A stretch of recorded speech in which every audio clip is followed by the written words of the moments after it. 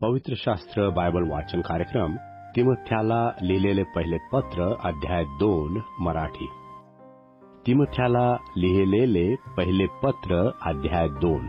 तिमोथ्याला लिहिलेले पहिले पत्र अध्याय 2. सार्वजनिक उपासनेबाबत सूचना. सार्वजनिक उपासनेबाबत सूचना.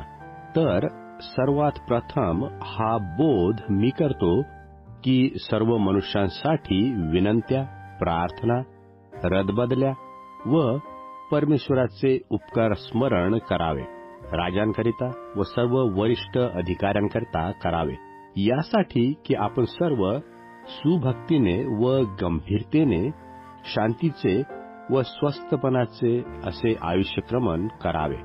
हे आपला तारणारा परमेश्वर याच्या दृष्टीने चांगले व स्वीकार करावयास योग्य आहे. त्याची इच्छा आहे की सर्व मनुष्यांचे तारण व्हावे व त्यांनी सत्याच्या पूर्ण ज्ञानास पोहोचावे. कारण एकच परमेश्वर आहे आणि परमेश्वर व मनुष्य यामधील ख्रिस्त येशू हा मनुष्य एकच मध्यस्थ आहे. त्याने सर्वांसाठी मुक्तीचे मोल म्हणून स्वतःला दिले याची साक्ष यथाकाळी देणे आहे. या साक्षीसाठी मला घोषणा करणारा व प्रेरित मी सत्य बोलतो, लबाडी करत नाही. विश्वास व सत्य ह्या संबंधी विदेशी लोकांचा शिक्षक असे नेमले. माझी इच्छा अशी आहे की प्रत्येक ठिकाणी पुरुषांनी राग व विवाद ह्यांचा स्पर्श होऊ न देता पवित्र हस्त उच्च करून प्रार्थना करावी. तशीच माझी इच्छा आहे की स्त्रियांनी स्वतःस साजेल अशा वेशाने आपणास भिडस्तपणाने व मर्यादेने शोभवावे.